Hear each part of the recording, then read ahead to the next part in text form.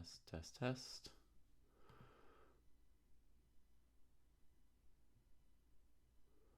Testing, testing.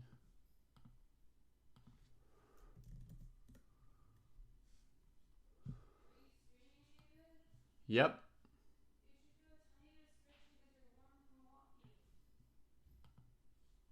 Okay.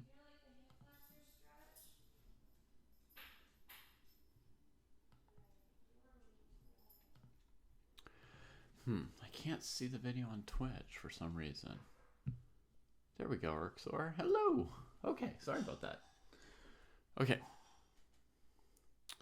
All right, so here we go into round 10.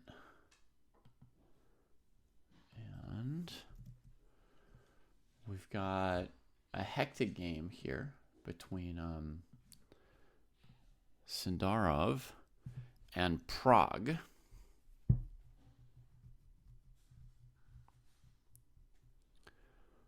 Queen versus 2 rooks in the endgame. These pawns here are terrible. And this king is sort of in bad shape. I think with this move, Queen G5, Sindarov is wanting Prague to go this way and eat those pawns, and he wants to get the H pawn. I don't yet have any clear sense what the evaluation is, but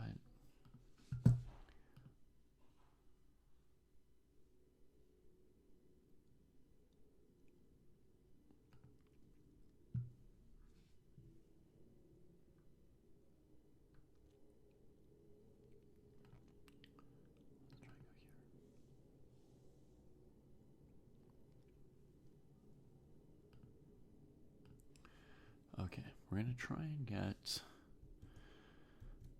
an eval bar up here anyway. So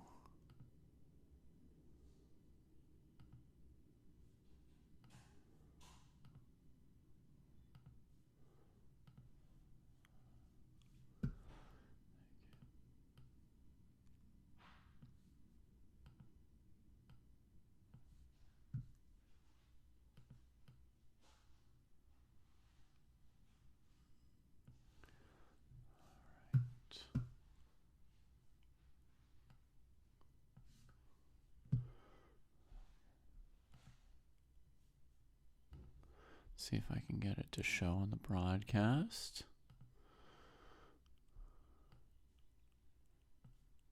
So unfortunately, I think Jesse and Kostya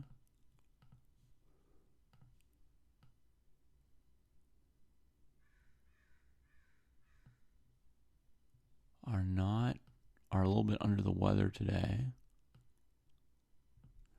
So we're not going to have as dynamic a show as on some other days. It's just going to be me here.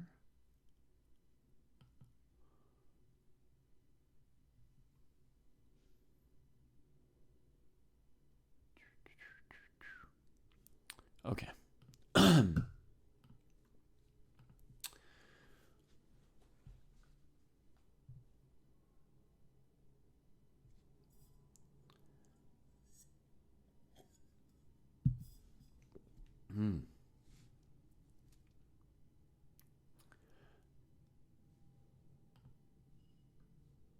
Okay.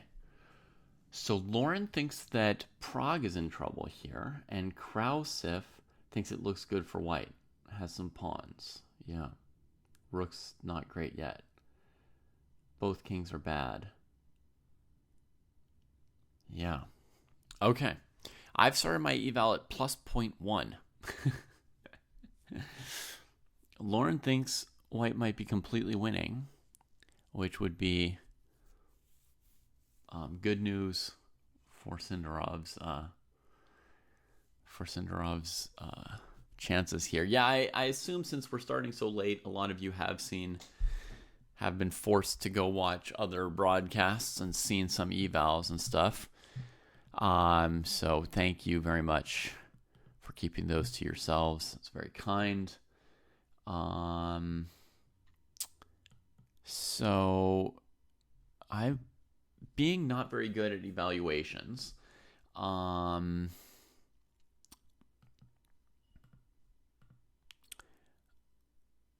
might have to just make some moves to decide what I think. Basically, those pawns look dead if black plays a move like rook e6. Then white would give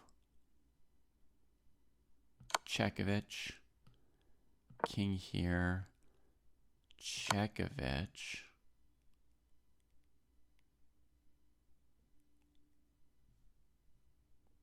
And for rook g6, you get this pawn scot-free.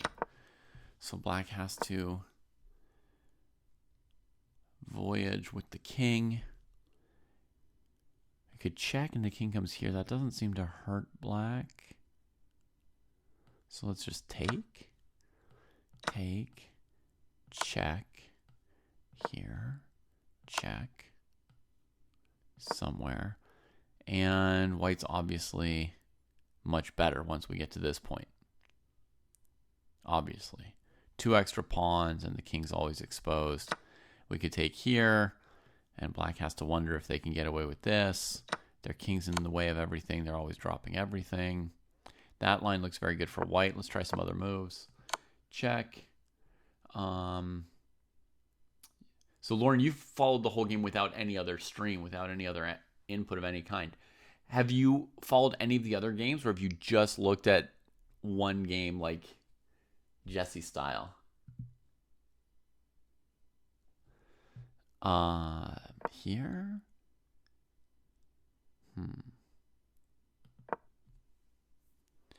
Yeah, what I'm going to try next is like Erksor says, I'm going to double the rooks instead of taking here.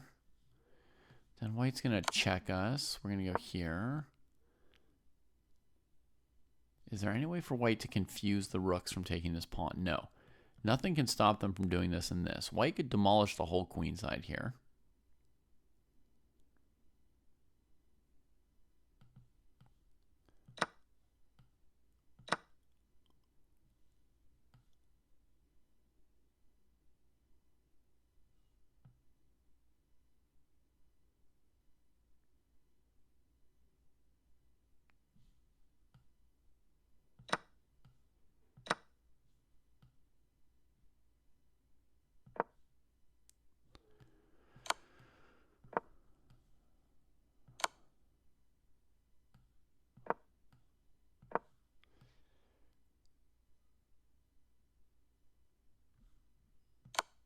And queen b7 will win that rook.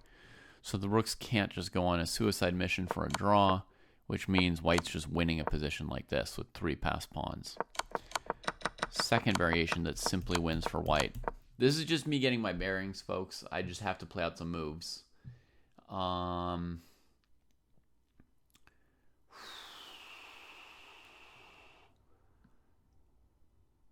would definitely play white, VJ. Like, that's why I put 0.1 as my starting point. I put 0.1 as my starting point because I would definitely choose to play white. I think white's got very, very few losing chances here because you can almost always give perpetual and you're ahead on pawns. You know, black needs to capture a bunch of your pawns while not getting perpetual checked before black could have any kind of advantage. Very, very hard to imagine. So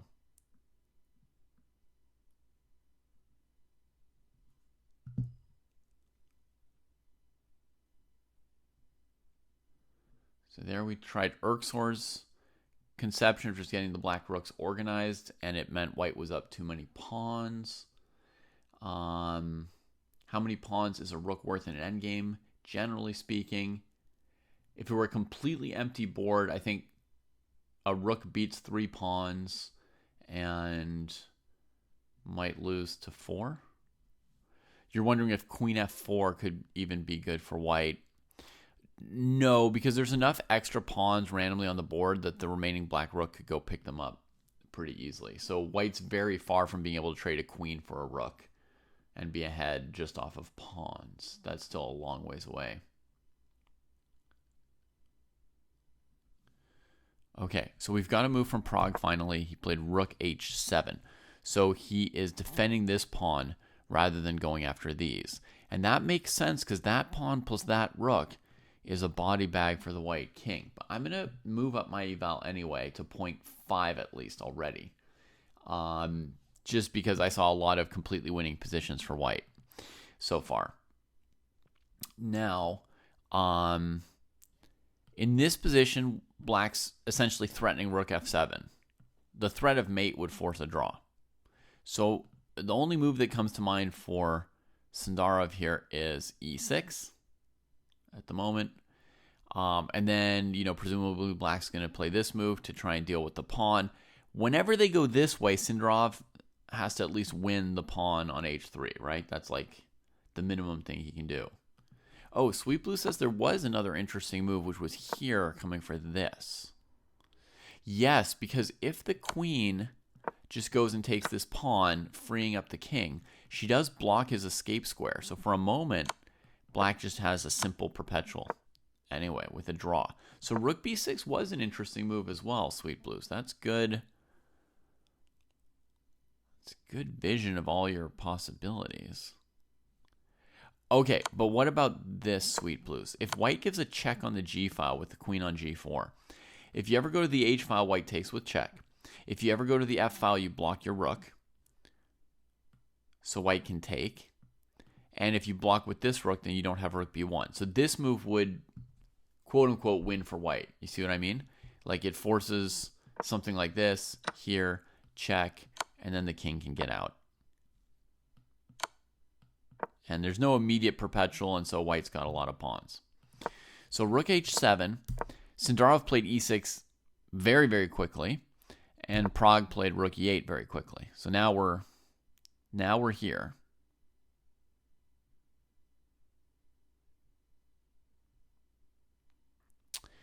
And here Sindarov has a lot of options, but it looks like he played very quickly queen a5. Which I had noticed. I saw that the 5th rank was open now and that he could go for pawns. There were other possible moves here that could be interesting. There's g4, there's queen f6, queen f5, all kinds of moves. But he goes here, and the idea is against this move, I think, to check, leaving that rook weirdly placed on h7, you see, for a moment, and then queen b7. And now you're going to eliminate this. Your king's going to come out. And is a rook really going to babysit the h-pawn for the rest of the game? So basically here he's looking at, even if black can do this without losing that rook to some checks, he's looking at this scenario here. 3 pawns, passers, and the king could get out. You could also try the move king f2 in this position here. Oh no, I'm taking the pawn. Yeah, definitely taking the pawn. Yeah, so something like that. So he goes queen a5, and Prague plays b6, saying he doesn't want to lose his remaining pawns on the queen side, which is going to give Sindarov time to bring the queen back and defend that pawn with like queen, e5/f5. Okay, but with this, Prague has kept white from having a passed pawn here, and he's kept one area on the board where the king could eventually go hide.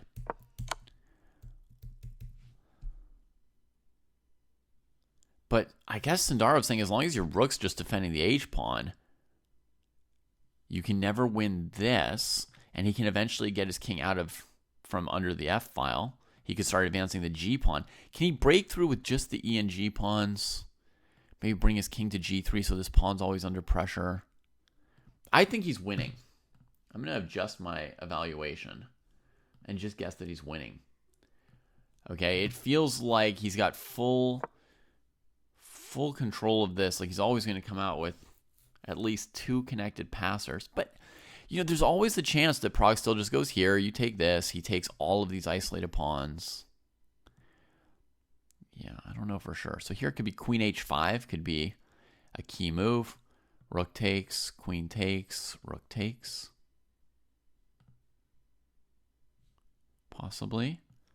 He's played queen f5, rook g e7, and now Chekovich. Moving that king around. He wants the king to go here, so when he takes and takes, he's got checking distance to come in here and discombobulate those pieces. Again. those pieces being the rooks.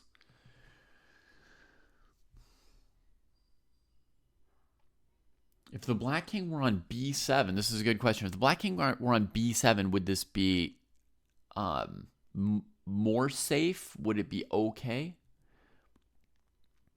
It would definitely be more safe, right? So that much is true. Would it be okay for black? Black would still be in grave danger, bold, cool, because there would be the question, if white takes this pawn, they've got two connected passers, which I think can eventually get past the rooks. So the question is, if the king were on b7, would black still be trying to defend the h3 pawn with a rook, or would black be giving up this pawn? And essentially with the king on b8/b7, I assume black would give up this pawn, try and take these two pawns. And then white would try to push the h-pawn, and black would be trying to create a perpetual attack against white's king before the h-pawn touches down. Honestly, white might still be winning even with the black king on b7. So we're going to get here. Takes. They're playing very fast, given that they're sort of at move 39. And king f2. Oh, he says, I'm up 3 big fat pawns now. If you do something like this, check, takes. Also, there are, discombobulatory checks. He'll always find his way to, pick up the rooks. So after king f2, he's saying, I'm holding this pawn. You're never even going to get it. These are weak, but you can't send one of the rooks on an errand to go capture these because there's always checks, and he's going to start moving this. Holy moly. This is huge. I mean, he played such a risky opening today. Well, Skibix, if I guess you weren't here 3 minutes ago. The answer is I don't know how to evaluate it, so I just made a bunch of moves till an evaluation started to emerge for me from the variations.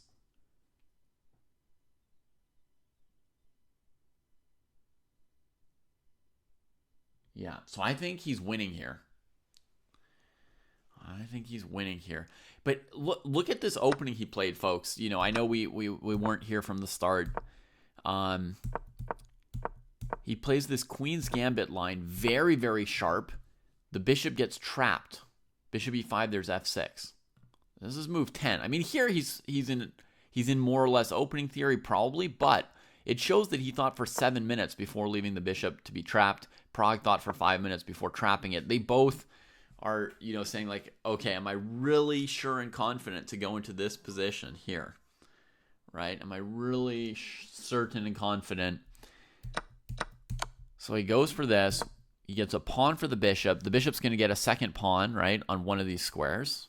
His sort of choice of pawns. And he chooses a very, very fancy pawn. He goes bishop e5. Black has to play f6, closing the trap. And then he takes on g5. And the point of this choice from Sindarov is that the black king is going to be exposed because black has to play f6 to take the piece, right? Okay, so trades off here. Captures this way. Why not this way? Because of knight e6. Okay. So trades here, and then can take the knight. So now it's 2 pawns against the bishop. Straight out of the opening. Black's king is a bit exposed, and black doesn't yet. I was going to say black's development is behind. Black has no development yet, right? But long term, a bishop is so much better than 2 pawns, and white's pawn structure at first doesn't look amazing as far as the pawns being comp. So then you're saying, what? We have to get our rooks active and attack this king head on. It looks like a super risky position to me. He plays f4. We're not going to understand all these moves. We're just going to have a quick sense of where this game comes from, okay? Because I know this variation exists, but I don't know any details on how it works. I can't give you any quick sense of what's going on other than that it looks very risky. This move here, trying to expose white's king. Obviously, black could have played a move like this to try and keep things more closed for their king. And then white might castle first or play rook d1 first, but essentially white's going to establish these 2 pawns here.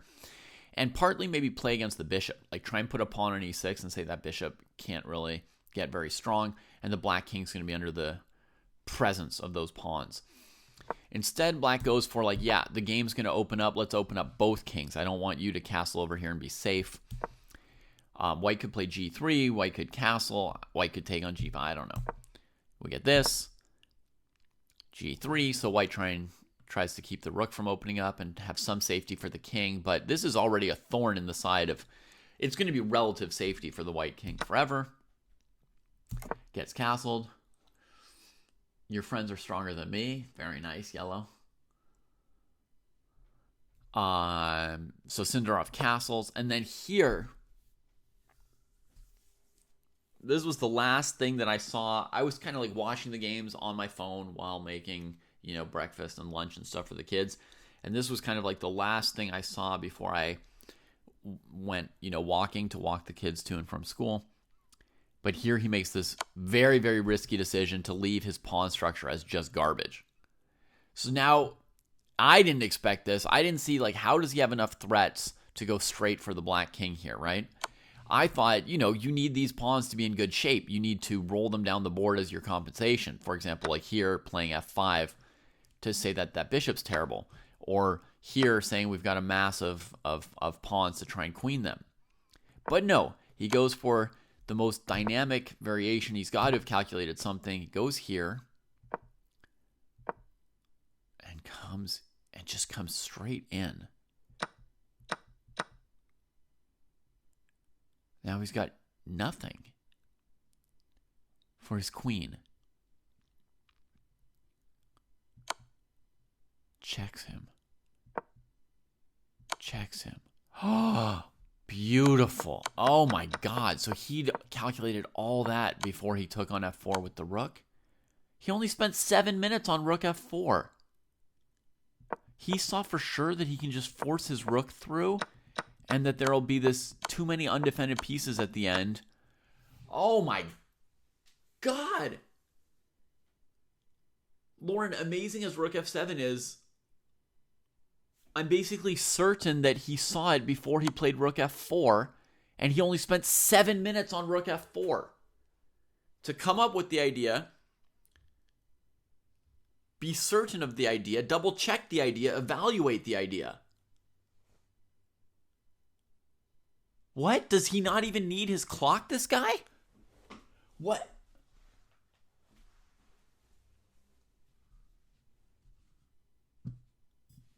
No, that's unreasonable. That's unreasonably good.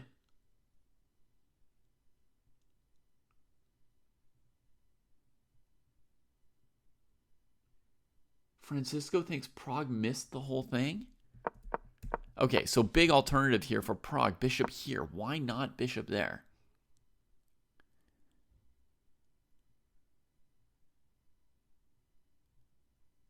In theory, Sindarov can get a third pawn, folks.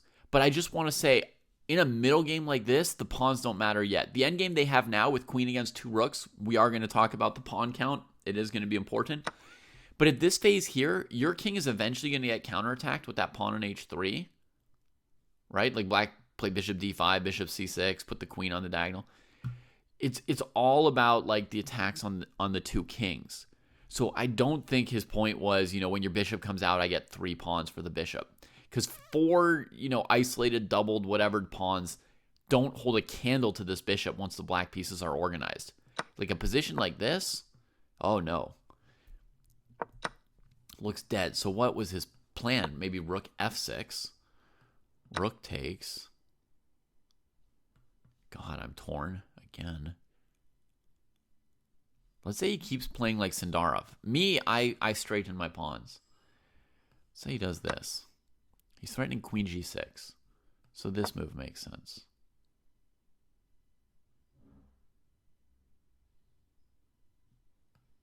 Check. Takes. And a little Tactikovich, right? That keeps black from taking your pawn just yet. So you get this pawn. Threaten mate. So black can't go rook e8. So they come back like this. Chekhovich. Creepovich. Oh, God. And maybe now, yeah. Maybe now you've got what you need. Also, you got e6, and once your queen's defending the rook. Shoot. So you're completely winning there. e6. Once we get this. Oh, man. So maybe he would just bring in his rook, trade the opponent's defensive rook. It's very minimal forces that are attacking here. He's down a whole piece, but he's threatening queen g6 to win back the piece. Maybe rook e8. Bring the rook to defend that. Don't give up this pawn. Queen check. King has to go here. Queen check. Oh, God. It's just two pieces attacking. You can't block with the queen because of rook h6 and queen e8. King here. Rook g6.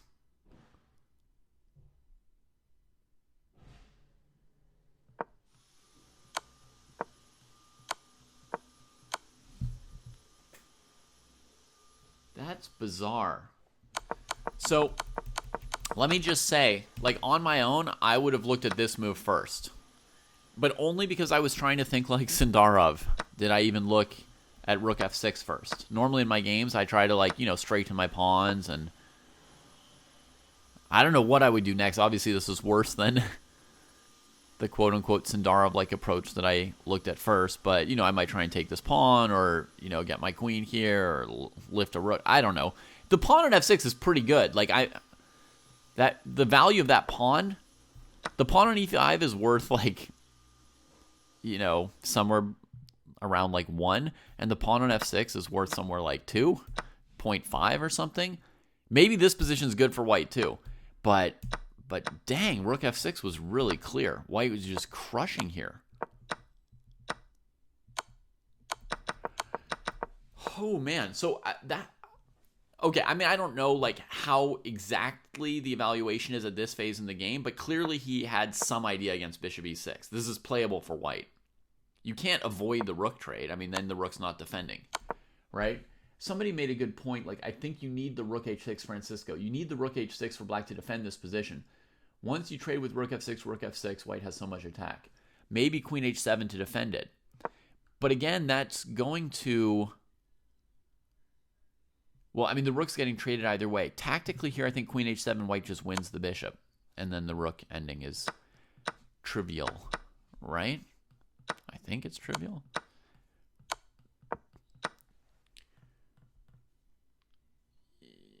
Yeah, I mean, between the idea of rook e7 taking this, and rook here taking this, and rook f6 giving time for king f2, g4, king g3. I mean, yeah, a rook ending with 3 extra pawns is whatever.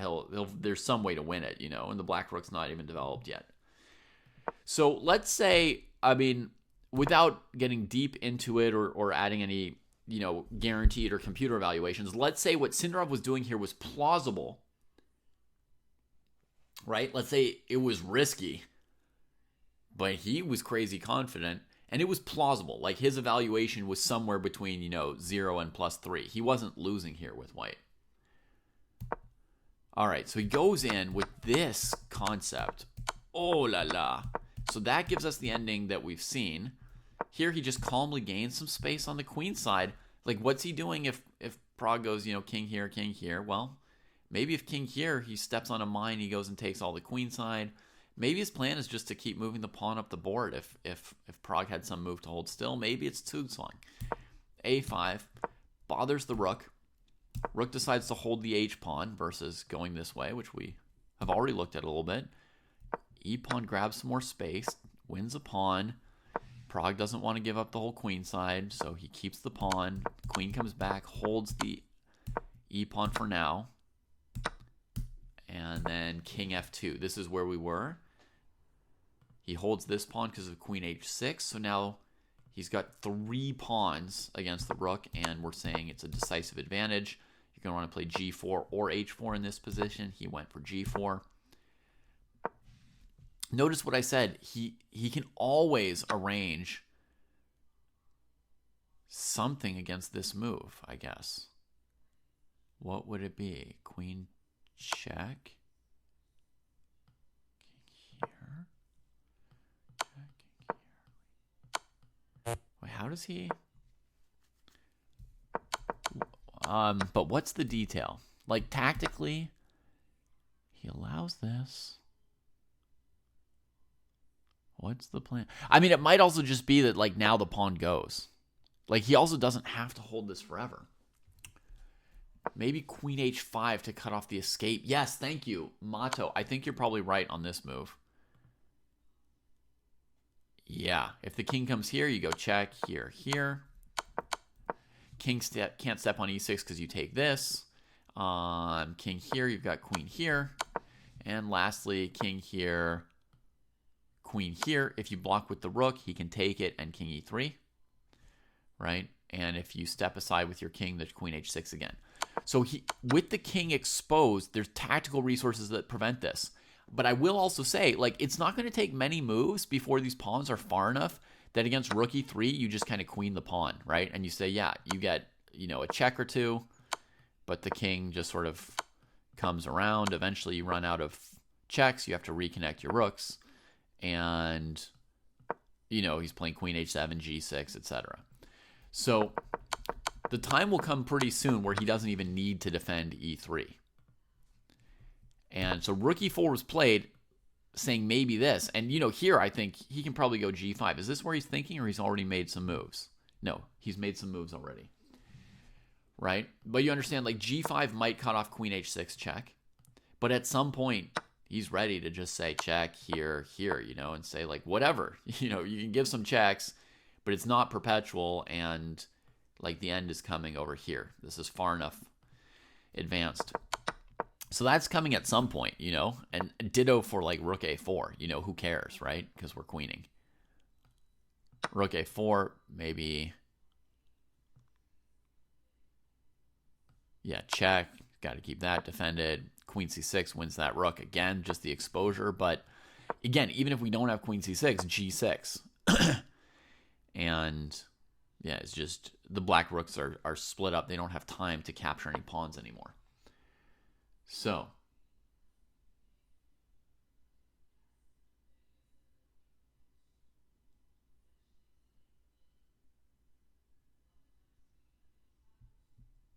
queen h5 check, king g7, queen g5, king f7.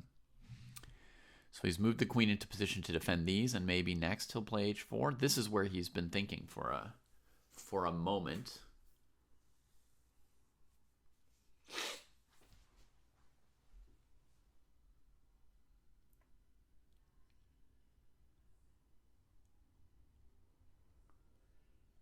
This game is great, Lauren. If there were a brilliancy prize, I mean, Geary's game against Fabi was great yesterday. And Sindaro's first game against Fabi, it wasn't, like, flashy, but it was so well played. That was maybe Sindaro's best game. I mean, all his games have been basically perfect. Okay, should I even look at any other boards, folks? Today we've got Anish versus Naka. They drew. Anish played with an isolated queen pawn. Naka just defended the king. It was hard to make much progress. Technical position, some pawn trades.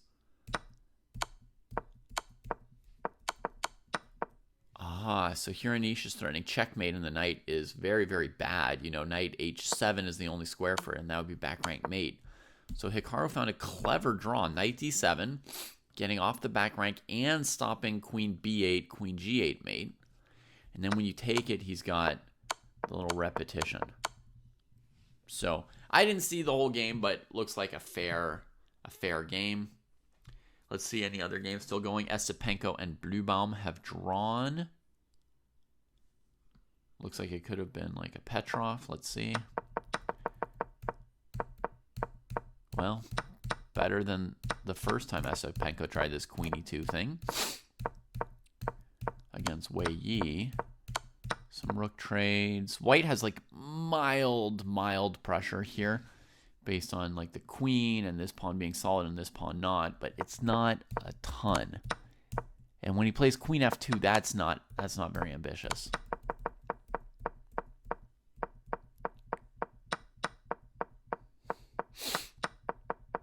pretty solid. All right. And so the other game still going today is Wei and Fabi. Wei has the bishop pair, but Fabi has this amazing square on e5 for a knight going after this pawn, etc. So this position here is equal. I mean, plus or minus, you know, a tenth of a pawn or something. I could be wrong about, but this is, you know, looks like a more or less balanced position that Wei and Fabi have. If Sindarov converts this presumably winning endgame, today may be the day that we say he's the candidate. He'll be 2 points ahead of Anish if he wins with 4 rounds to go. Anish would need to go 3-1 and him 1-3. No, it's not over yet, but it's getting kind of close.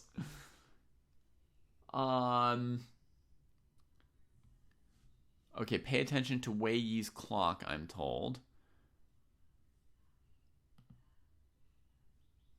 Sorry, I got a lot of boards here. Let me try and get the right one.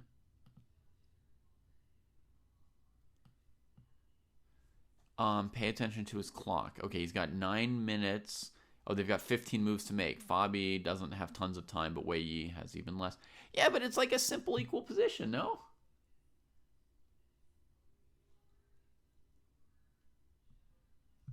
This sweater, Frank, is from Normandy. I got it when I spent a year in France, which was 2 years ago.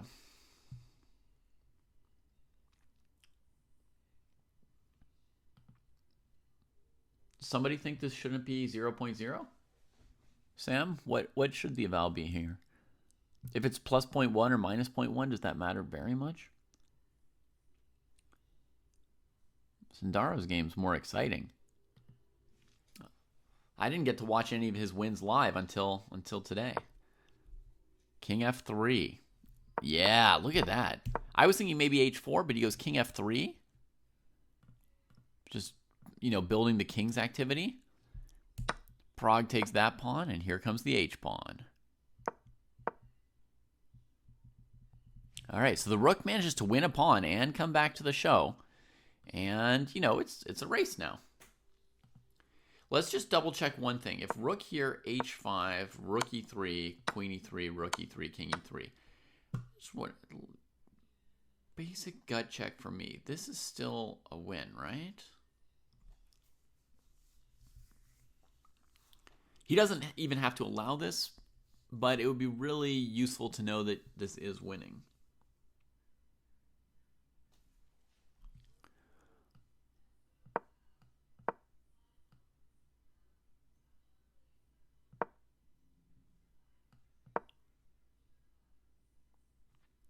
So this trades, and then you win. Yeah. Rook E5's played by Prague. So, yeah, Sindarov can play H5 here if he wants. Normally, I would say, of course, the pawn ending's winning. I wouldn't even check, but I'm just being thorough here. You know, which is what you would do if you were trying to win the candidates tournament. If you were playing this event, you would just double check a couple things now and then.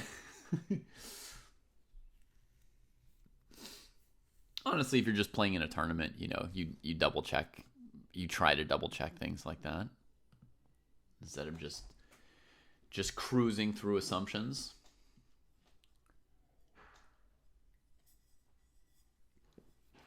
Yeah, I do speak French. I learned at age 4, so I'm fluent. I'm gonna grab some water.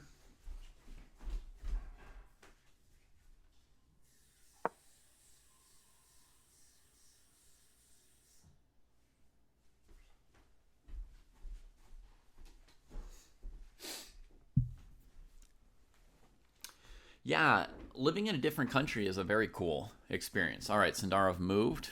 I couldn't get water fast enough. Boom, boom, boom. What was that about? Just gaining time on the clock? But why? You don't use your clock. Weird. Don't know what he's doing. Thinking it might be e4. Next.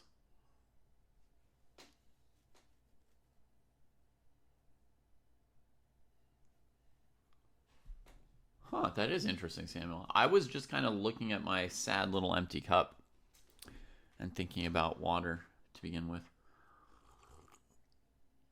I think water had been on my mind for 2 or 3 minutes. Sindarov is not yet out of reach if he wins this game, but I mean, it's big. It's big. And here comes e4.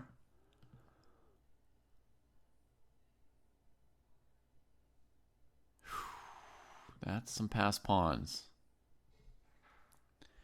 So similar to the rook takes e3, we don't need to check rook e4 because we checked rook e3. These endgames are all going to be...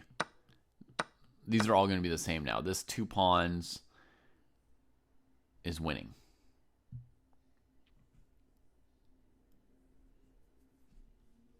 So we don't need to double check that anymore now that we've double checked it once. It's not very timing or position specific. So I mean, there's not much Prague can do here other than resign, honestly. I mean, you could play b5 with the idea of eventually c5, b4, try and put some clock on these pawns queening. But they're going to be much faster because black doesn't have a g7 pawn and white has a pawn here. And they've already started moving. So he plays b5, yeah.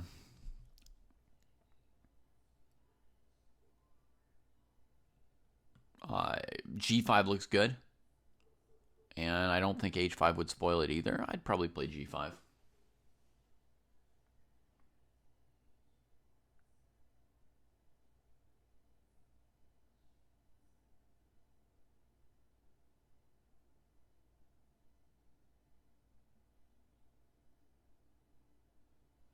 You could also play king f4.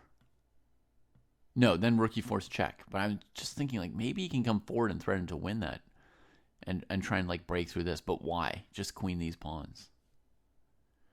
So g5, I'm thinking. Then let's say c5. Queen f6. King g8.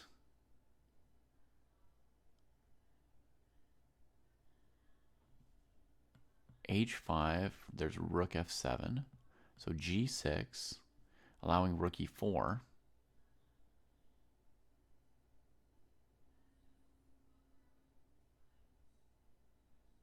Okay, so I'm thinking g5, c5, queen check, king here, and then maybe queen g6 check, defending those 2 pawns. And then after king f8 or h8 or something, then h5. But he goes h5 first instead, which... I think these moves should both be equal here, completely winning. This move here, you maybe just keep pushing the h-pawn without the g-pawn for now. You could even potentially disconnect those pawns and still be on top.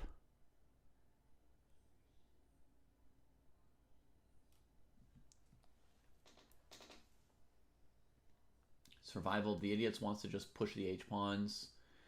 Ano Shark asks why g5 over h5. Yeah, because it lets me sort of put the queen on f6, then g6, control these squares, and push the other pawn. Like here, it's a little hard to play g5 for white once you've pushed the h-pawn, so they could get separated. Normally, a queen and a single pawn can't get past 2 rooks, so normally you need the pawns to stay connected. So h5, it's a little harder to see how the g-pawn stays connected, whereas... I'm not saying h5 is wrong, it's going to work as well, but the point with g5 is that I can do this, put my queen where she defends these pawns, and then push the next one. So I keep them more connected.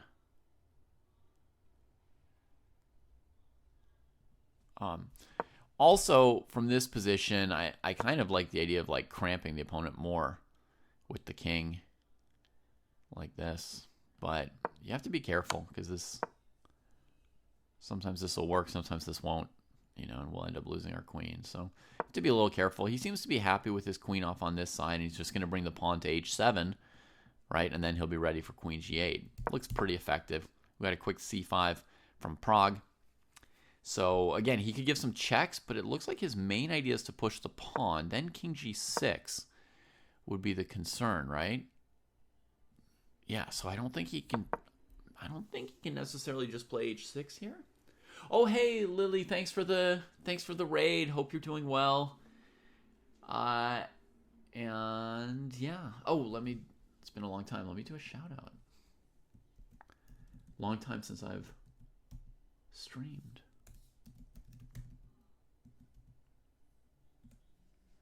And to those of you joining us, this is hopefully self-explanatory what this is. It's the candidates tournament. This is round 10. Sindarov seems to be pressing for his 6th win of the tournament here against Prague.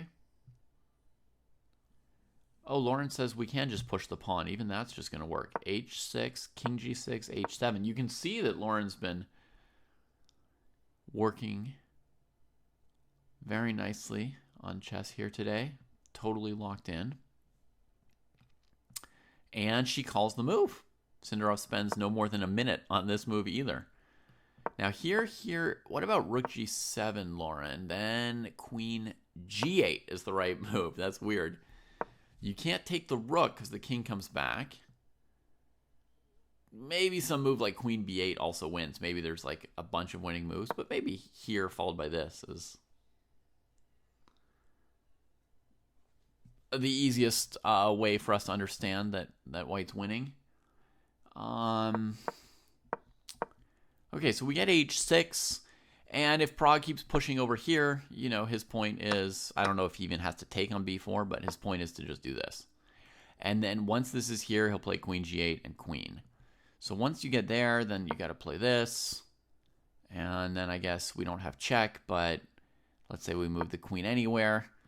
There'll be a new queen coming. I mean, I think we're like a move or two away from resignation, no? And this is the real reason why Sindarov seemed likely to win the tournament even 2 or 3 rounds ago. It's not because his lead is mathematically uncatchable. Even with this win, rook g5 played, queen d8, staying in contact with this, threatening here. If rook e8, he's got queen g5. It's because of how well he's playing, right? Like even now with a 2-point lead and 4 rounds to go, for Anish to tie him in the tournament, Anish would need to score 3-1. That's not implausible. And Sindarov would need to score 1-3. That doesn't seem implausible either, right? Those are not huge positive or negative scores, 3-1 or 1-3. Right? He's not mathematically ahead in any kind of crushing way just yet. But he's playing so well. Right? Queen e5 check. Why didn't he queen the pawn with h7? The king's going to come here. And then he's going to just keep slowly pushing them, I guess. Okay. Sweet Blue says, right, remember this claim that Sindarov will lose at least 2 games. It's just he's playing very well. So, we have to admit the slight possibility, Sweet Blues, right? I know you're on my side of this, but at some point we have to contemplate the slight possibility that he's not going to lose many games, right? 0-1 perhaps. Totally reasonable for him to lose a game. Outside possibility he loses 2, but it's starting to seem a little bit unlikely, like he's just playing so well. Has anyone ever gone undefeated in candidates? Fischer played candidates matches, not tournaments. So he played more total games. He played 2 6-game matches. And then his match with Petrosian, I think, was 6.5, 2.5. So that was another 9 games. So he played 15 games instead of 14. And he lost 1.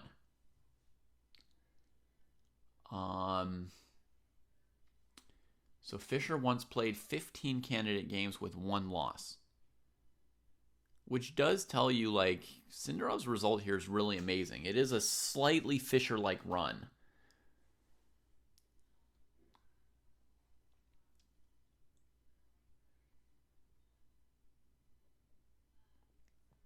Evan says that Geary did a perfect Geary in one candidates tournament. So he went undefeated through a candidates tournament with 14 draws in 14 games. Francisco and PB Corporeal agree with that one. 2016, Geary undefeated in the candidates. Mato says after King F8, Queen C5 could be trivial. Yeah. Yeah, why not just clean up every single pawn? I think in this position, after Rook G5, he could have played H7 and just queened the pawn. That seemed like one way to end the game, right?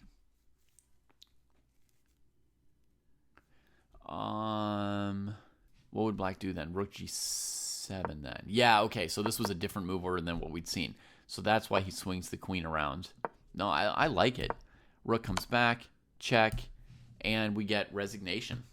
Yeah, I told you that was only a move or two away. Sindarov.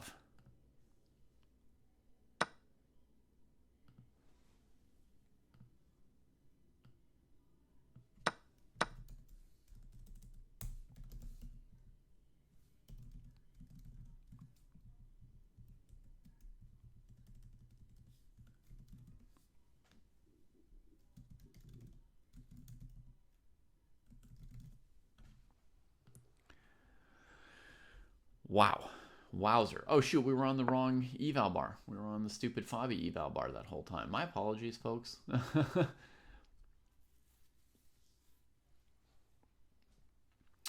Yeah, he's not undefeated, like, with draws and with careful play. He's playing very aggressively. Like, he just played another masterpiece today, right? He hasn't taken his foot off the gas at all. To me, one of the big questions around round 7 or so, when his lead started to be big, was, is he going to keep playing this new very risky style that we've seen in the first half? He normally is not that risky a player. Is he going to revert to his normal level of play, which is like fairly solid, or is he going to go for something like super drawish and lame? Normally he plays solidly, but not like, hyper safely, not like pathetically, right? I mean, he plays with ambition, but a more solid kind of ambition. And what we're seeing so far is I think he's continuing to play the positions and to maximize his chances against different opponents. Taking the opportunities that come to him, playing what he thinks is best. This is a masterpiece. This endgame was not trivial, and he made it look pretty clean. Yeah, he's just ready for anything right now. This is just beautiful. Just beautiful. Just beautiful. Oh, he's just in fantastic form in every single way.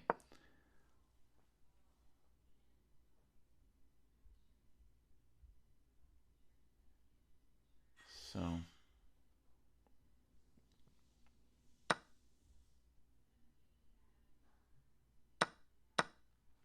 Krausif, it was just me slowly figuring out what the evaluation was. It wasn't Prague making mistakes in this endgame. When we first got here, I started my eval at 0.1.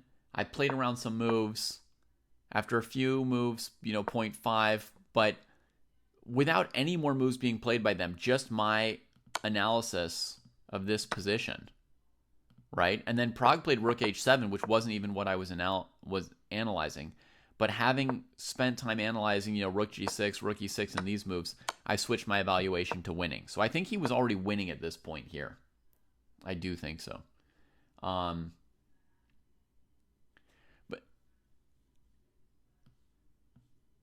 But like crazy thing, look, he's got an hour left on the clock. I would call this like a high difficulty game, actually. Personally. I would call this a high difficulty game.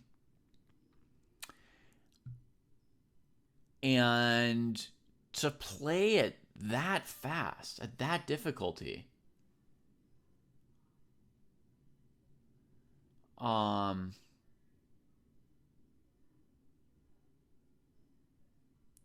It's really, like, really incredible form he's on right now. Okay. So, really, really amazing how well he's playing. That was fun to witness it live myself right here. We might be witnessing the birth of the next top tier player. But before we get too ahead of ourselves, Lauren, like, a number of these young players have had single tournament performances that were insane, and then other tournaments that were less insane. The likelihood that Sindarov is going to play at a 3,000 level at his next tournament is not greater than 50%, right? Just because he's doing it here. Now, it could be, but I think we never really know until afterwards, right? We never really know until there's hindsight on it. Sindarov's last 12 months have been awesome, Mato, but he hasn't played every tournament at this 3,000 level here. Like, going into this tournament, it was reasonable to think he would be one of the top 3 contenders, and that he would probably, that he would be in the running for first place. And if right now he had a score of +2 or something like that, we wouldn't be surprised. We would say, yeah, he's racing for first place. Even if he were +3, we'd say +2, +3. We wouldn't be that surprised. We'd say it was a good performance. We would honestly be saying it was a good performance if he had +2 or +3 right now, and we're tied for first place with Geary or Fabi or half a point ahead of them. We'd be saying he's having a great tournament, super good. So this performance he's having here, this is definitely beyond what we could guess just from what he was doing in the past year. And it would honestly still be shocking if in his next tournament he plays as well as he's playing now.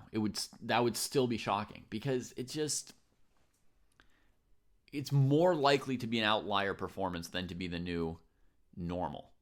That's the case anytime anyone has an amazing performance, right? I mean, Karpov, Linares, you name it, Gukesh, the Olympiad.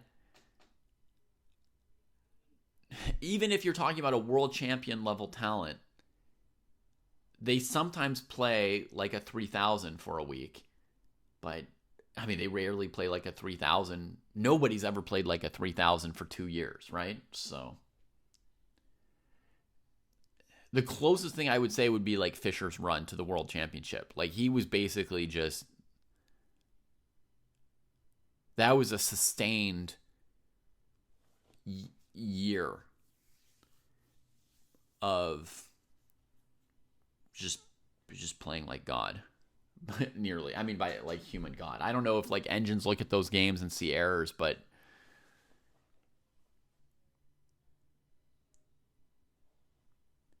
yeah, and because he didn't play that much, right? Because he sort of like, the sad thing, one of the saddest things, Francisco, about Fischer is that he was at his very best from 1971 to 72, and we didn't get to see him play another, 50 or 100 games in those years, or in 73 and 74, right? Like, we didn't get to see, he could have created hundreds of amazing games over the, another 100 or 200 amazing games if he'd kept playing when he was in that form. Just, yeah.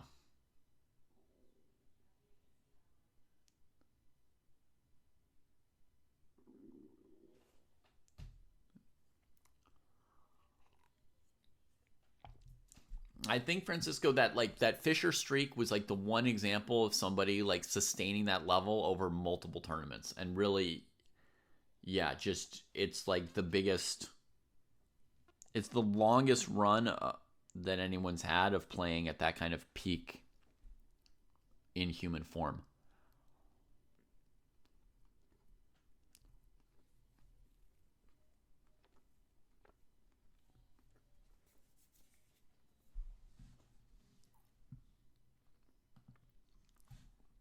Okay, so we've got a game still going somewhere here.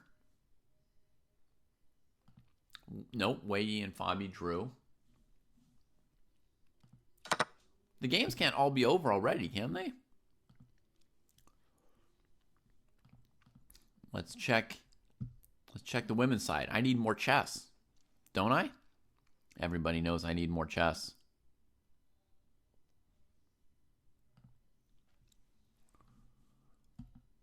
Let's turn off my eval bar for a second.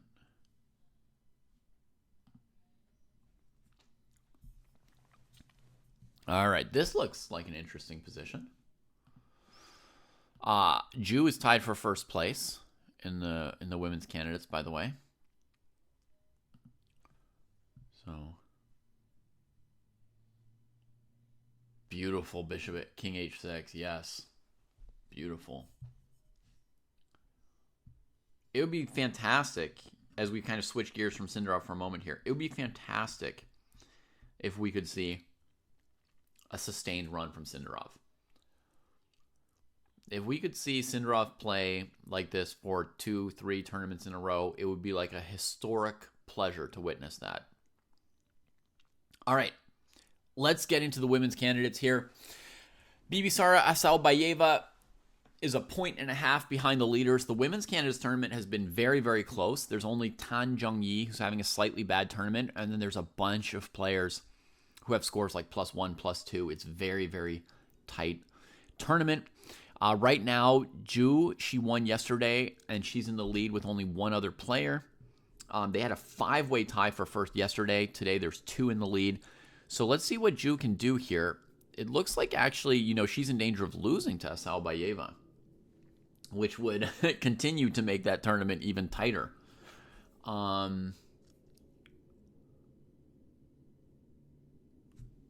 So white sort of could consider the move a7 here. They've made time control. They're both in the 20 minutes here. So white could play a7, and presumably black's plan would be rook to a1.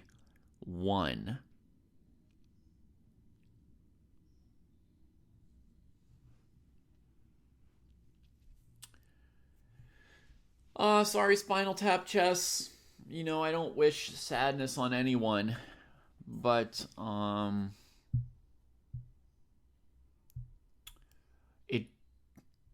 it does look tough for Fabio to become world champion right now. I think he might be 3 points behind Sindarov at this point. So mathematically, not 0 chances in this event, but getting very low. He's got white against Sindarov tomorrow, right?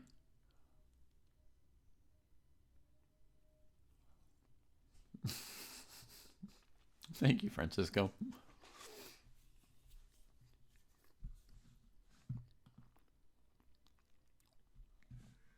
So, hey, thank you, St. Louis. Shout out to the Scholastic Chess Center, the center of the American chess world.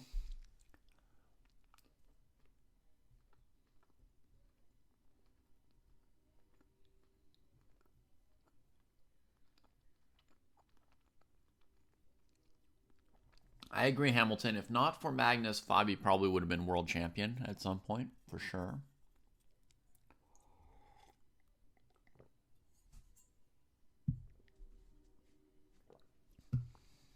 Okay, let's think about Asabayeva's options here, yeah? Let's look at this chess for a moment. So, you could try to queen the pawn, and then there's rook a1. You could try to get behind the pawn. You could try to simplify by taking on c3. Or you could try to, get a second pawn going. This one, I think, fails really hard because black goes takes, queen d5. And there's mate on h1 if you move the king. And if you block with the queen, you lose the queen to rook g1, which leaves f3. And then this is a sneaky angle. Also checkmate. So the one thing I'm pretty confident is that there isn't this rook c3 yet. Rook c3 is well-intentioned because the queen here stops rook a1. And you've just gotten rid of black's counterplay with that c-pawn, and then you can sort of queen defends the knight, take your time, queening your pawns. But, little unfortunate detail. There's just this attacking pattern here. So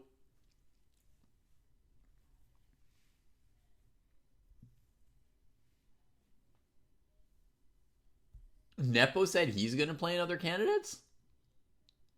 Wow. Bold claim. Often it's largely motivation. Should we look if there's any trick here after a7, rook a1? My mind kind of stopped coming up with moves after that, but let's maybe give it a chance. Black's threatening rook a7. We can't block the rook with knight a6, knight a4, rook a2. The rook can just take all of them, no protected square. What about this? We defend the pawn and threaten maybe queen b8 or knight a6. What would black do after queen b7? Do they have anything good? Checkmate. We got to call that pretty good.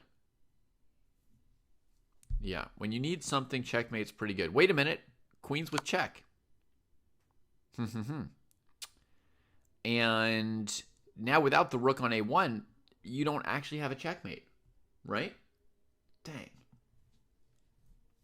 It sounded so good for black for a moment, you know, when we claimed it was just checkmate, but it's not.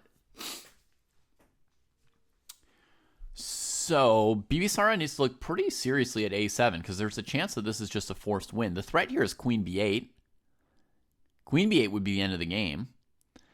And also knight a6 looks pretty close to the end of the game. But queen b8, then you don't need to worry about mates anymore, right? And then you just take your time with your b-pawn once queens are off.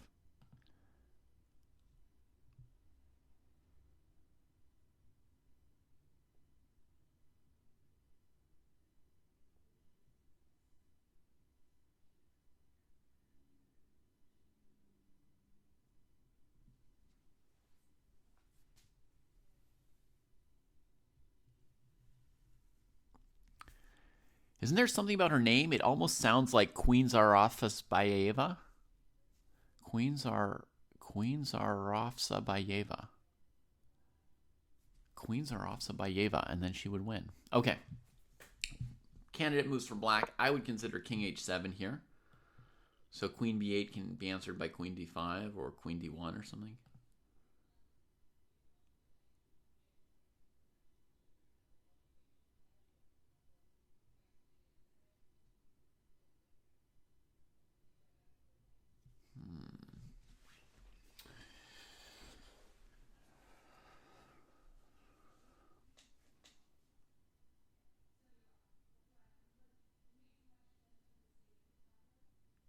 I don't believe in this for her. I don't think she should go for this line or spend her time on it. She's done something else, something really odd. Knight b3, trying to stop rook a1.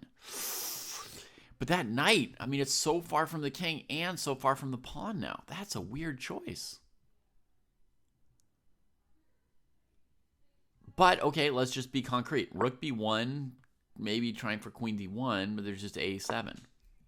So her goal is just to play a7 and stuff. Let's say you go queen b6 to stop it, and she plays queen b7. Now, we're kind of looking at desperation, you know?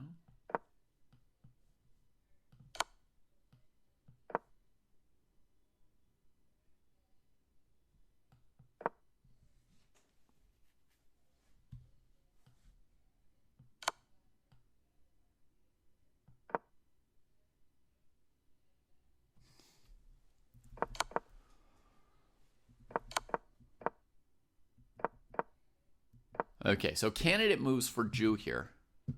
This is probably good for white. Should we put an eval on here?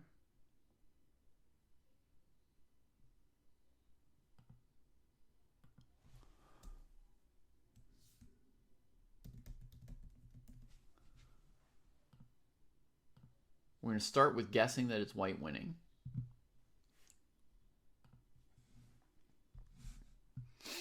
Are you a fan of hers, Mikaza? Like, Nikaza? New York Kaza? Did you pick her because you think she's going to win and you don't care if she does? Or did you pick her to win because you're a fan partly and you're hoping that she wins?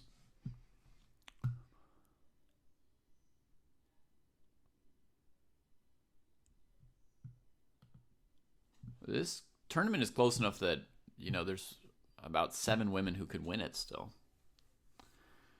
Well, pending today's results. I haven't seen all today's results, but...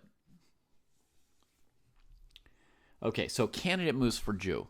Queen b6, queen b8, queen d7.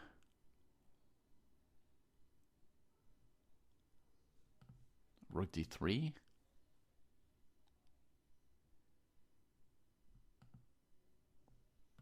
Maybe this was a genius move, Bibisara. If so, I mean, it's a move that would not even make my candidates list. I would never have seen it.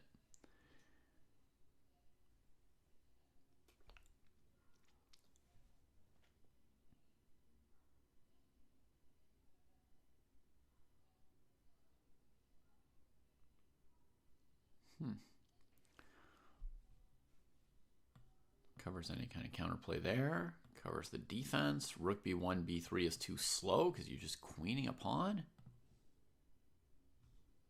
Queen b6, queen c7, queen d7.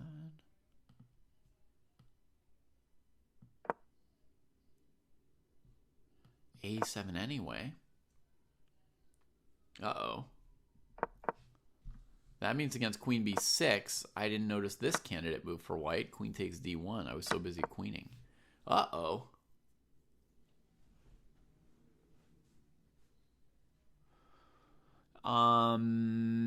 Yeah, looks winning. Looks like she's got this one. Maybe we should have a quick look around the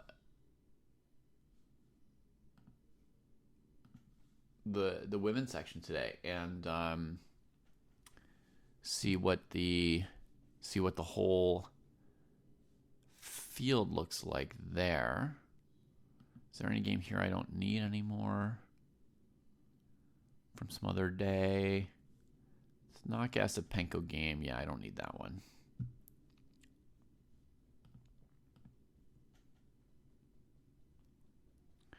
Okay, so we had a draw for Vaishali, who was the other person in first place. She drew with Muzichuk. Oh, Muzichuk must have tried. She had white, and she's half a point behind.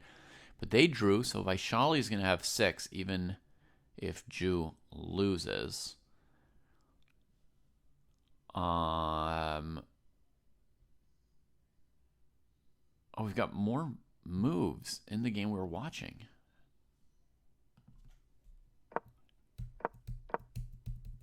Okay, so yeah, Rook d3 I mentioned. Just trying to find some kind of harassing tempo moves.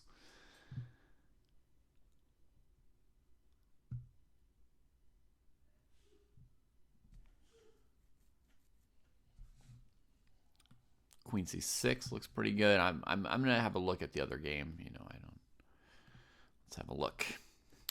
Divya on 4.5. Goryachkina started off not so well, but she's on 4 out of 9. She only lost 1 game and drew 8.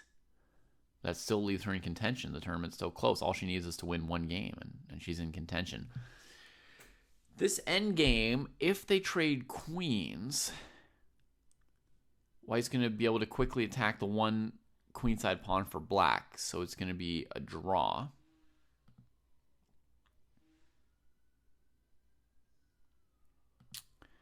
If black keeps queens on the board, can they leverage the better bishop? I guess that's the main hope for black, is queen c2 here. And white is probably intending knight h4 in response.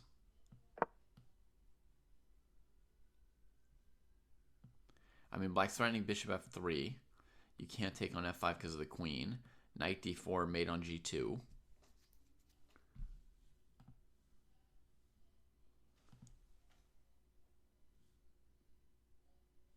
We're going to call this one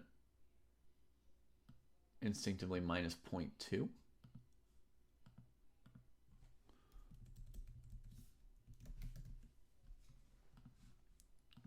We're going to that's just going to be our starting point. Hello, Hippo.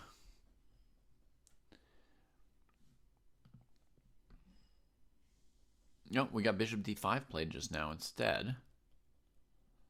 So to my eyes, on queen trades, is she planning to take with the pawn? Then knight e5 keeps that king at bay. e3, king here. The king can get around in time.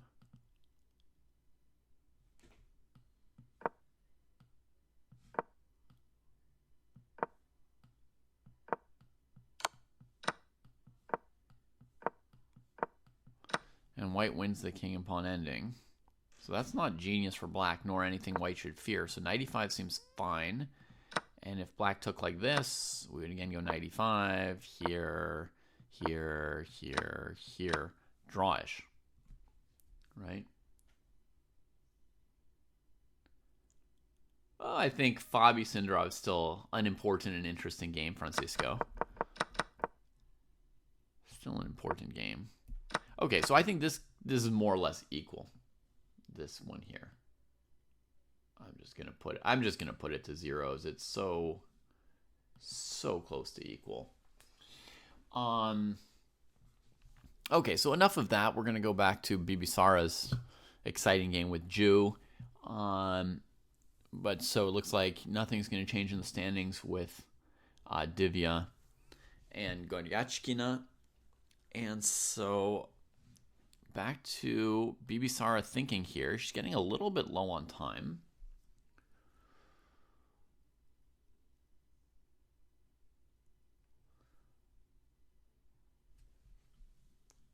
Oh, hey, Hippo, you're new, huh? I used to have a command for that. Let's see if that still works. There you go. That's my video with all my advice for new players.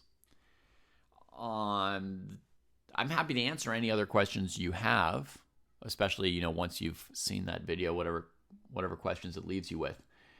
But basically, there's no particular book to read as a beginner, Well, I mean, it's not that there's no books you can read as a beginner, but that's not like the best way to get better. The best way to get better is to play.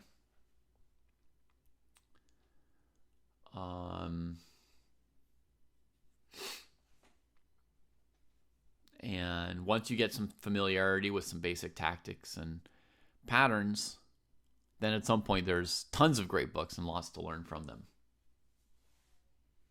You've been playing already, great. You're on a good road. Let me give you one other resource, the one that Krausif was trying to find. So Dojo book recommendations.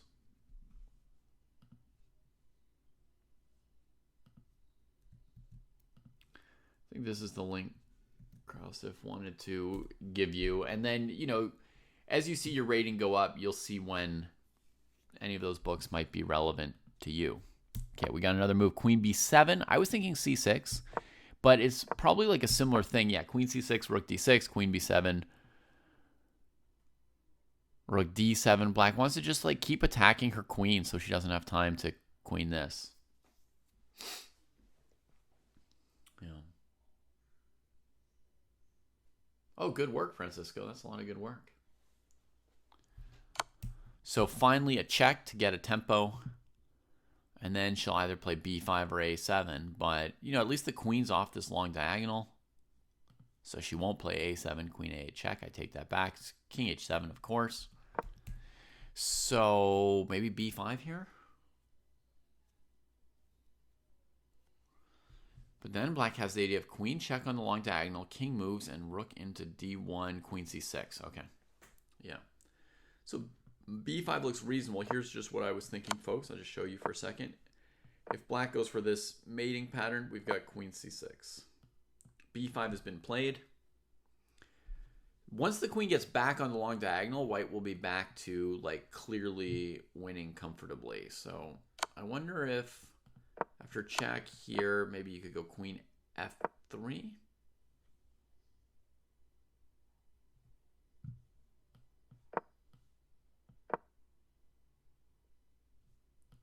And now you can use the rook.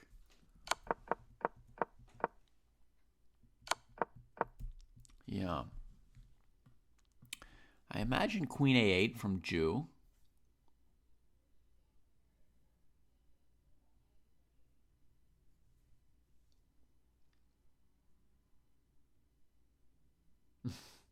We've got some advice also, Hippo Boy, from YouTube that I want to share with you. Naikaza says, to get good at chess, you have to lose a lot and then lose some more. It's borderline masochistic. Queen A8 gets played.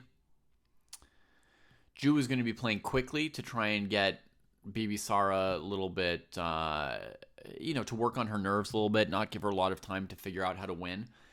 But Bibisara is like maybe world champion for women in Blitz, women's Blitz world champion or something. She's extremely good at Blitz, but sometimes it's different. You're in a classical game, there's more pressure, and the weight of that makes it harder for you to play amazing Blitz. She might need to play f3 to keep that queen out, and you do not want to be, moving pawns in front of your king here. Like, you don't want to be giving black any extra reason to hope for counterplay, but there it is. I mean, letting the black queen into f3 looked terrifying.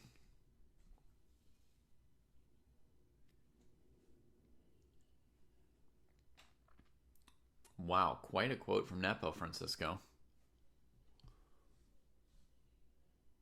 In 2 years, I'll be playing the candidates again. So something has lit a fire on him. He's feeling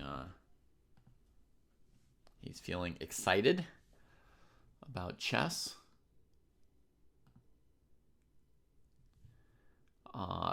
He has not done much classical chess in the last 2 years since the last candidates. Just kind of been drifting down a little bit. But, yeah. We'll see.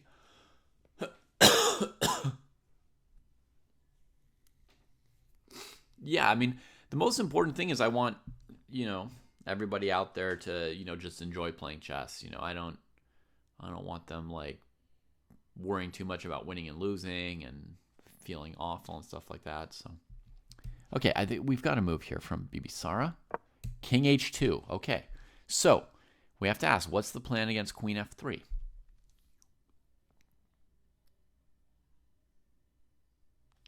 It could be rook to c1. It could be queen, it could be queen to f4, trying to follow her.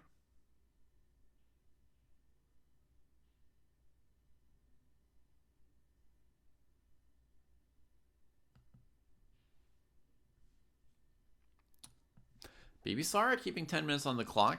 Seemed pretty confident there on king h2. Didn't hesitate it away for too long. So, yeah, so queen f3, white could chase the queen with either queen f4 or queen e2, as pointed out by Francisco.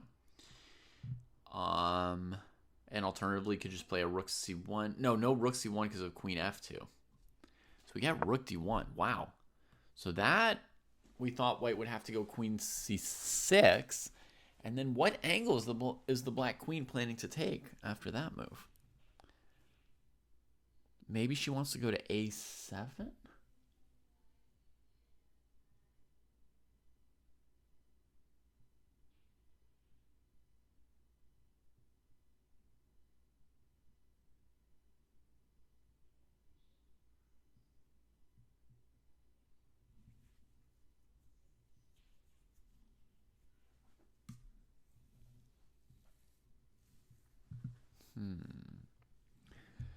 Well, there's mate in one direction on the board, so she's going to have to play her queen c6, and she played it quickly. And now trying to guess what Ju is thinking. Maybe she's thinking this, and there could be a weird idea of like rook d2. The thing is, I don't even know if white did nothing if rook d2 would do anything here. And especially, like, what if white plays king g2, so f2 is defended. But even if I,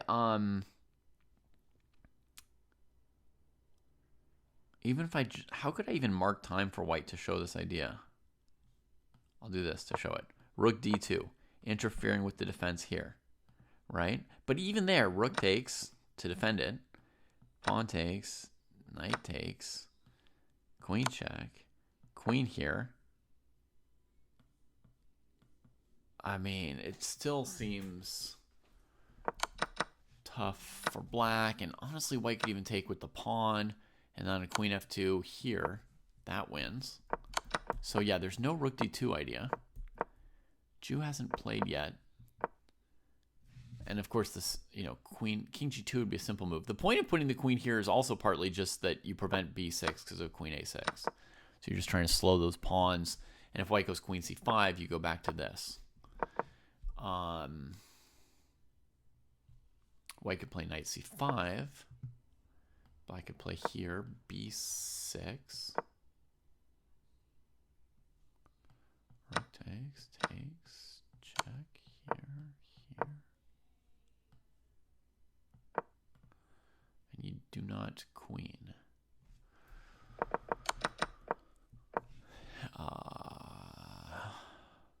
Keep the queen on the board.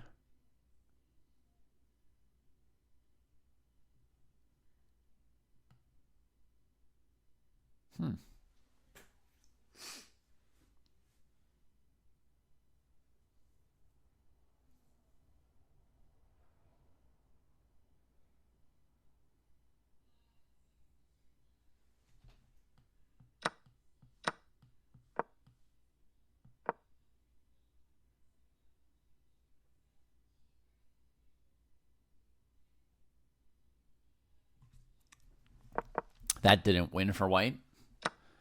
Black got there in time. Yeah, so knight c5, rook d2 is a little worrisome. Maybe it's more solid to first just defend the f pawn. See what black wants to do, because black can't do too much. And then next move, you decide between something like rook c3 or knight c5, etc.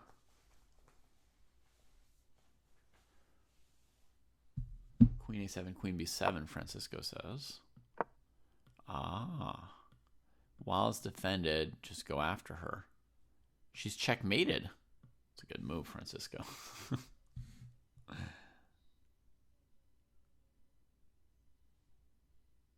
Yeah.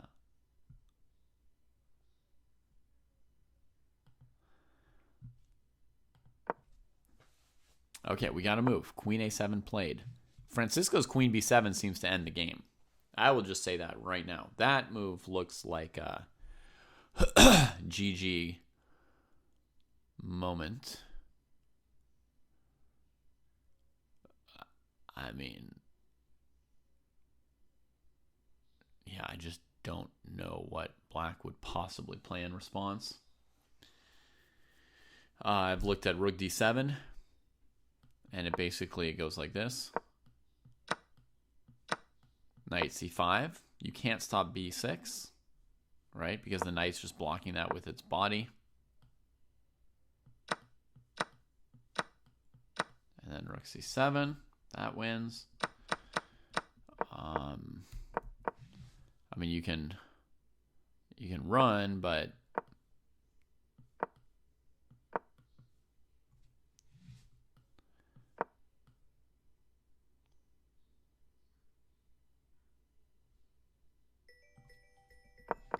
I guess 96 is easier there. Sorry. Hello. Hi.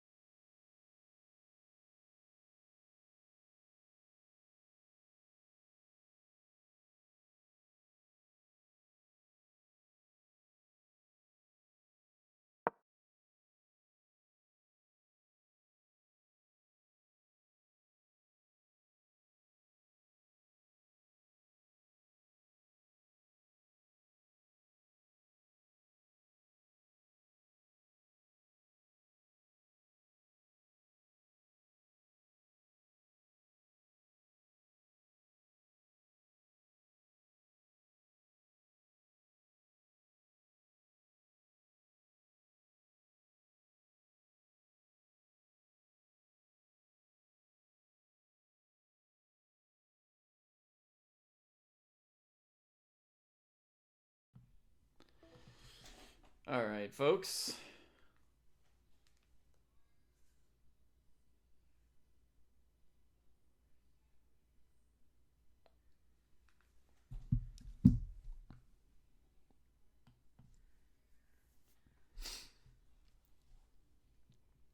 Okay.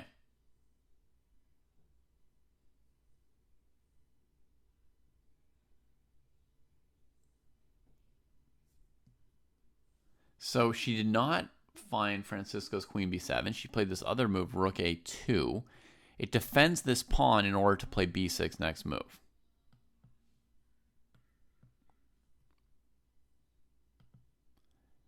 It looks like a pretty nice move. We've already gone over this move probably doesn't work. Because white can even just take with the knight, I think, winning that exchange. Because after check, queen g2. Now, if you don't trade queens, you don't even get to recapture, right? So then you're just down everything. And if you recapture, then rook takes, defends here, so there's really nothing. So I think rook d2 is just not even a thing, which means she wants to end the game with b6.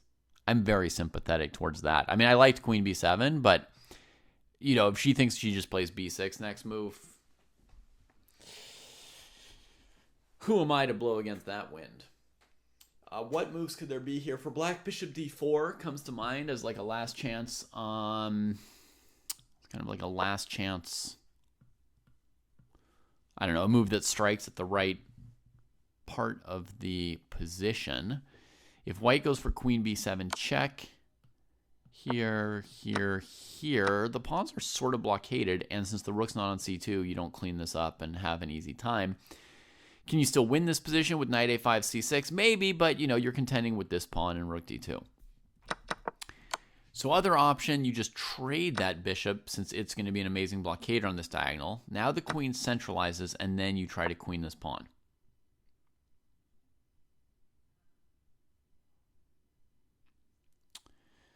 So that gives black very limited time to come up with some counterplay. They do have centralized two heavy pieces, but you have this defensive resource for your king.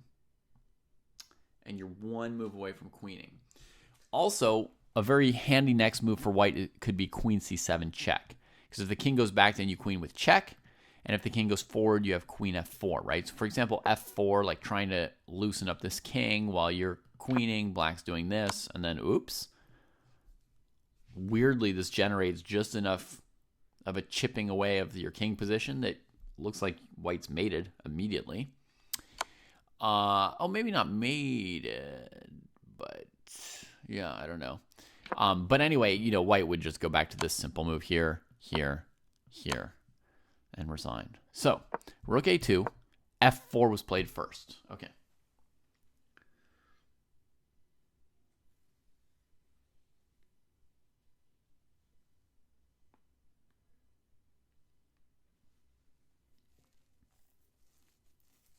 No, you're right, Francisco. If oh hey, I see.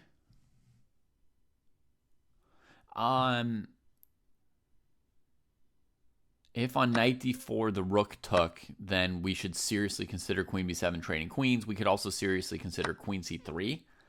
That's a kind of like we don't have too much more. Like now it's just kind of autopilot to the win. Icy said that there would be a cheapo involved in bishop e5, taking aim. Now, I mean, Icy, there would have to be a move against queen b7 there as well, but b6, queen e7, threatening queen h4. And if a7, then queen h4. Yeah. But what about king g2 then?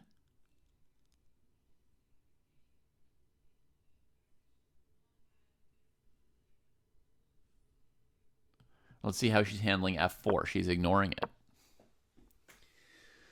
She's ignoring it.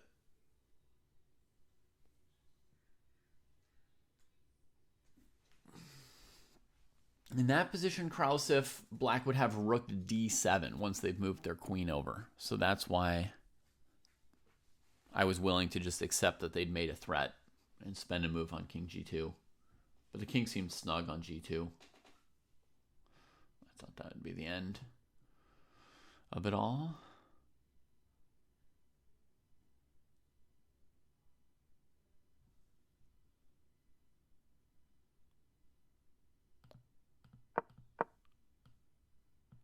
Bishop g3. I see. You're trying to spook white with this kind of a thing, right?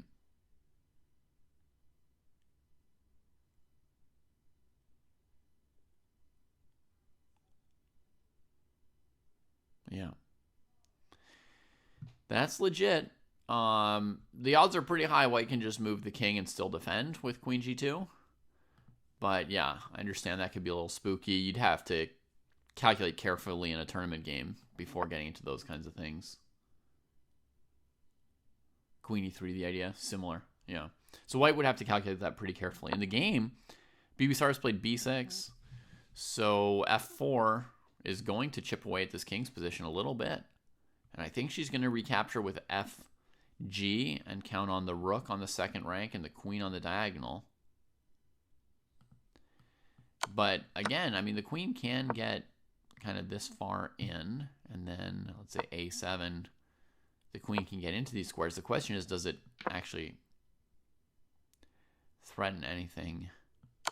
Because the queens are covering this square, and they can also block here. And then the queen's just covering every angle.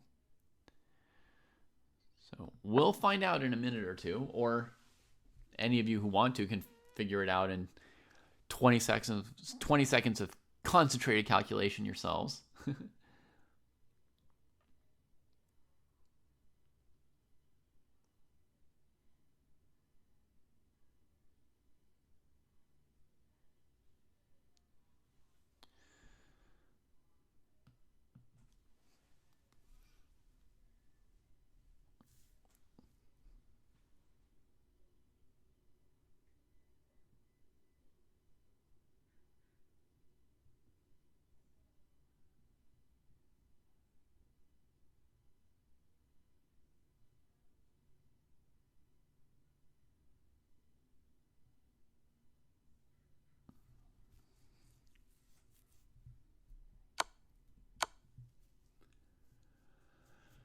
Somebody asked my favorite game of the tournament before.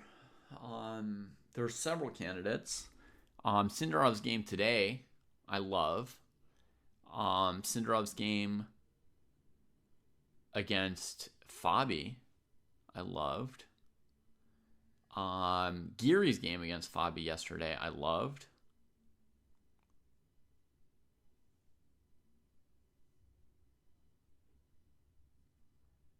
Those are maybe my top 3 so far. Geary's game against Prague also. I like quite a bit. But yeah, I think it would be 4th place compared to those other 3 games.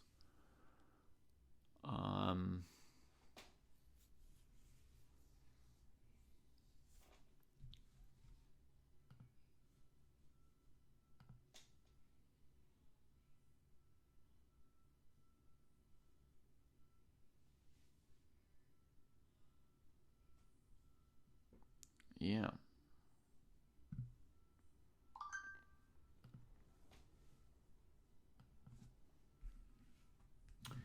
And then bird's eye takeaways from this candidates tournament. I mean, I think it's really like in our halftime podcast. It's really like the story is Sindarov. I mean, this result that he's putting up so far is,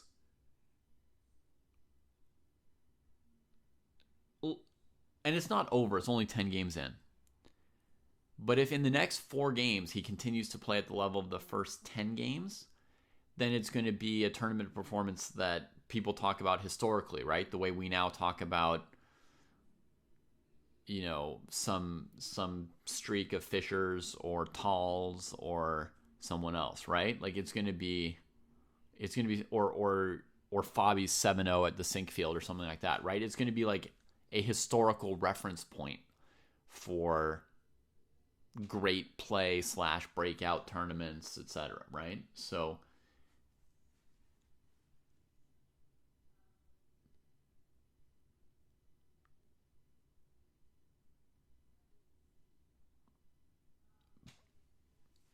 But, a lot of these things you don't know for sure exactly what's going to be said about it later. It depends, does he actually win this candidates? Does he keep up this level? How does he play in his next tournaments? Does he become world champion or not? If he plays another 4 games like he's done these first 10, then people are going to be giving him some kind of huge favorite versus Gukesh because Gukesh is in a slump. But that might not even be true, right? Like people might give him like 75% odds to win the world championship match or 80% odds or something like that. And then maybe in his next tournament, he performs like 2,800 instead of 3,000, and Gukesh gets back to playing 2,800, and Gukesh has played a world championship match before. So, the things we guess in advance are generally guesses. But what I can say is 3 or 4 more games like what he's played so far, and this tournament itself will stand as like a reference point historically. That much, yes. Krausev points out that, a subplot would be the candidates tournament being won twice in a row by players in, they're sort of like 18 to 20 years old instead of, 25 to 30 years old. So it's a huge youngening of the chess world. Yeah. Like we're seeing players at extremely young ages playing very, very maturely. And you can also think of Erdomas, who hasn't played in 1 or 2 months, but whenever Erdomas plays, he's going to be 2,700. He's going to break the record for youngest 2,700 this year. And then by 2 years from now, there's a chance that he could be a candidate, and he could be like, a 16-year-old candidate possibly, which would be pretty shocking. We haven't had that since Bobby Fischer, right? A candidate that young.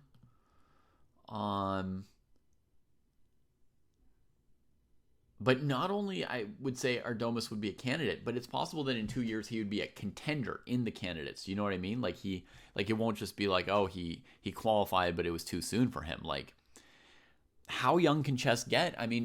We could really have candidates tournaments that have a bunch of teenagers in them at some point. It's possible. And that would be quite a story. A7, trade. So you don't need to be a weatherman to know that this pawn is going to become a queen, right? You might not know how history will judge Sindarov's performance or who's really the favorite in a potential world championship match between him and Gukesh. But you know that this A pawn is going to be a queen. So Zhu has like one move to come up with a mate threat that nobody sees.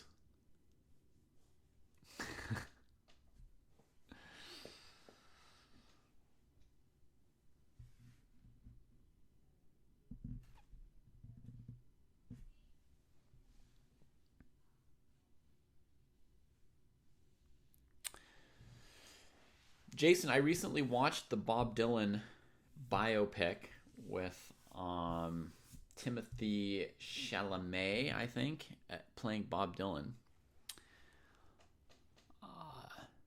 And the movie was just a disaster, despite very, very strong performance from the actors.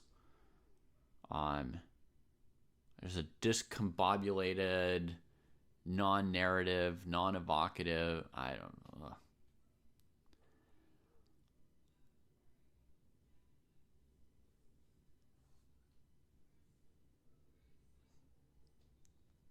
Just awful.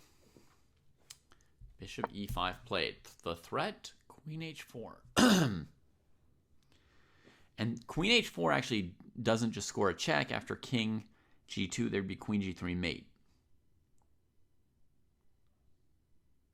Yeah, they had no focus. It wasn't clear what they were trying to talk about at any point.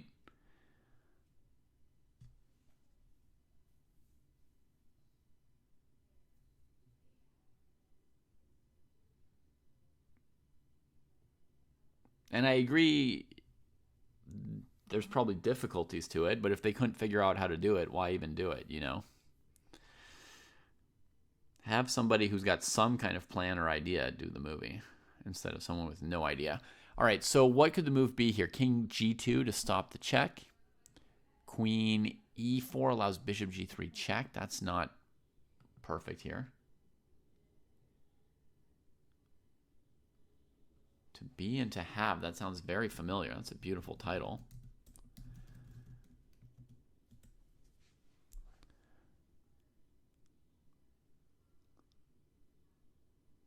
Yeah, I think I have seen that.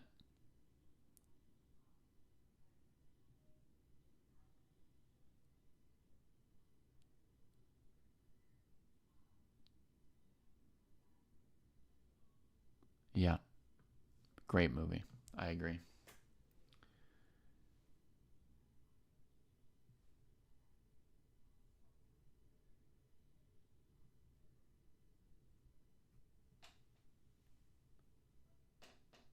Oh, they had too many ideas. Okay. It felt like they had no idea, but I guess if you've got too many ideas, sometimes it can start to look like no idea. Queen F3 is also a weird candidate move. Check, king here, check here. Why allow that? Queen E1 with a draw. Yeah, okay. King G2, basic move, gets played.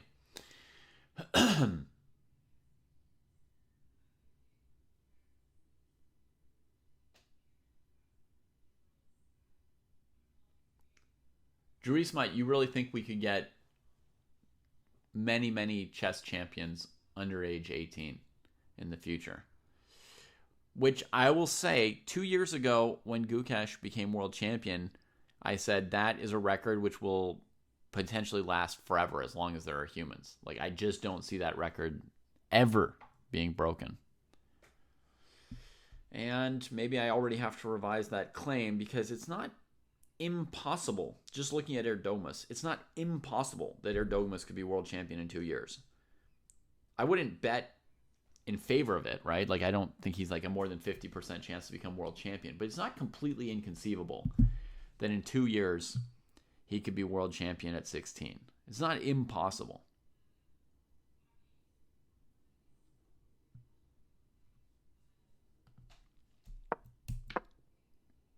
We get a whoa. Look, Ju found some juice. Gives a check. King's completely open and on the run.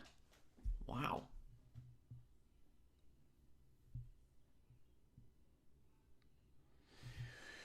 White's threats here would be like any kind of move that forces that queen off the board would be the end of the threats in the counterplay. Black's got a check over here too. Jeez Louise. Now, if king e2, are there any more checks?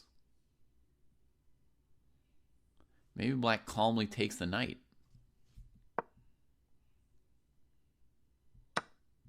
Calmly takes the knight.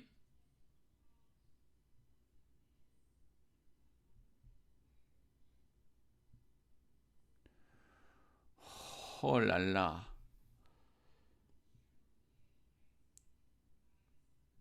How hot is it right now? Does white have time to queen the b pawn? Just kidding. Okay. Okay, so white would give some check with this queen maybe. And black won't go here because of queen f8. Black will bring the bishop back to block.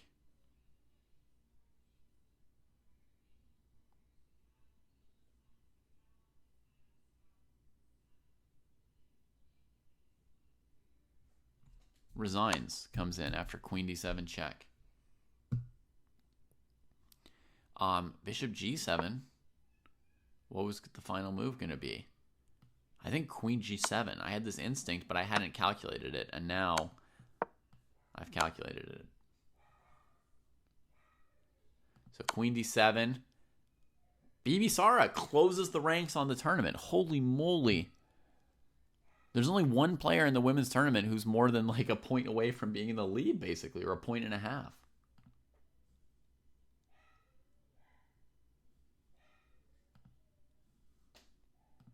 Wow. Wow, wow, wow. All right, I got to run, folks. It's been fun, folks. We'll see you tomorrow, folks, for round 11. I think it's tomorrow, right? Let me just make sure I tell you no lie about when the next round is.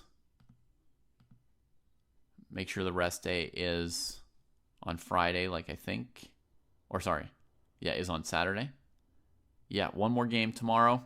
That's going to be Fabi with white against Sindarov and Giri with white against Esipenko. Giri's definitely going to have some chances to win that game tomorrow. Sweet Blue says rest day tomorrow. What? No, I'm seeing round 11, April 11. Oh, no, Sweet Blues is right. Thank you, Sweet Blues. Everybody, tomorrow is a rest day. Tomorrow's off. So, next round will be Saturday, April 11th. Till then, take care. Be well.